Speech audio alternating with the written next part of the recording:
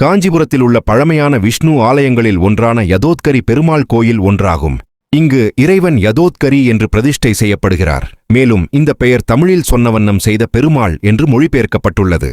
அவரது துணைவியார் கோமலவல்லி தேவி சரஸ்வதி தேவியும் திருமழிசை ஆழ்வாரும் இங்கு இறைவனின் தரிசனம் பெற்றதாக கூறப்படுகிறது.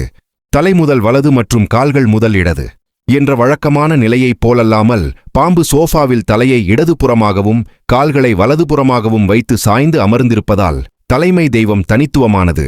ஆழ்வார் துறவிகளின் பக்தி பாடல்களில் இந்த இறைவன் புகழைப் பெற்றுள்ளார்.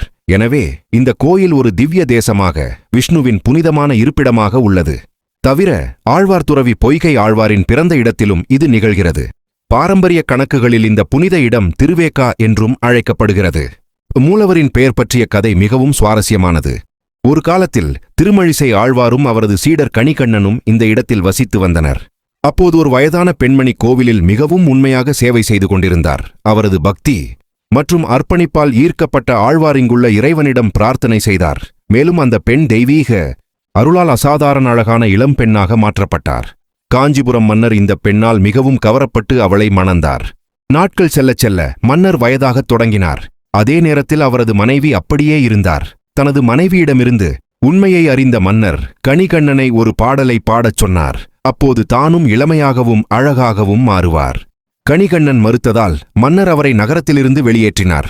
இதைக் கேட்டதும் அவரது குரு திருமழிசை ஆழ்வார் இங்குள்ள இறைவனை நோக்கி ஒரு பாடலை பாடினார். அவரையும் தனது பாம்பு படுக்கையை சுருட்டிக்கொண்டு தங்களுடன் வரச் சொன்னார்.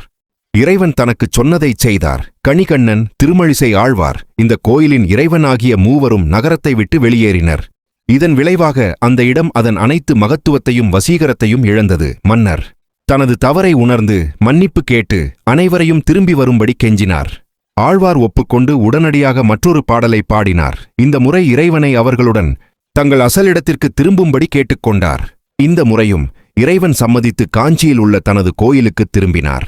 இதனால் அவரது பெயரே சொன்னபடி செய்த இறைவனானது. மேலும் அவர் யதோத்கரி அல்லது சொன்னவண்ணம் செய்த பெருமாள் என்று அழைக்கப்பட்டார். தனது பாம்பு படுக்கையை விரித்து திரும்பி வந்ததும் படுத்துக்கொள்ள அவசரப்பட்ட இறைவன் தனது தலையை இடது பக்கம் வைத்து தனித்துவமான நிலையை பெற்றதாகவும் கூறப்படுகிறது. மேலும் இது சரஸ்வதி தேவியுடன் தொடர்புடைய கோயில்களில் ஒன்றாகும். ஒருமுறை சரஸ்வதிக்கும் அவரது துணைவியார் பிரம்மாவுக்கும் இடையே கடுமையான கருத்து வேறுபாடு ஏற்பட்டது. பிரம்மா ஒரு பெரிய யாகம் செய்யத் தொடங்கியபோது சரஸ்வதி வேகவதி நதியின் வடிவத்தை எடுத்து வெள்ளத்தில் மூழ்கடித்தார். ஆனால் பிரம்மாவின் வேண்டுகோளின் பேரில் விஷ்ணு தண்ணீர் மேலும் செல்வதைத் தடுக்க அவள் பாதையின் குறுக்கே நீட்டினார். விஷ்ணு ஒரு தடுப்பணை போல செயல்படுவதால் வேகவதி நீர் நிறுத்தப்பட்டது. பிரம்மாவின் யாகம் தடையின்றி நடந்தது. அந்த அணை வேகா சேது என்று அழைக்கப்பட்டது. அது வெக்கணை, வெக்க மற்றும் திருவெக்க என மாறியது. இந்த பெருமாள் இங்கு மிகவும் கருணை மிக்கவராகவும் பக்தர்களுக்கு கடமைப்பட்டு அவர்கள் விரும்பியதை செய்தவராகவும் நம்பப்படுகிறார்.